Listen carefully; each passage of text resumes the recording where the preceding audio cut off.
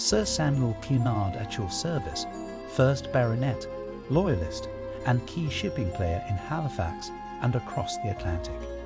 In my day, steam technology was relatively new. I was one of the first to take a chance with steam engines, and my firm, the Halifax Steamboat Company, built the first steamship in Nova Scotia way back in 1830. From there, I expanded and eventually owned several ships, creating a transatlantic fleet called the Cunard Line. Over time, my company bought out our competitors, including the White Star Line of Titanic fame in 1934. Other famous ships owned by my company were the Queen Mary and Queen Elizabeth I and II.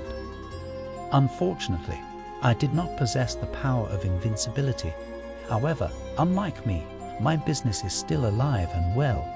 Today, Carnival cruise ships operate the Cunard Line out of England.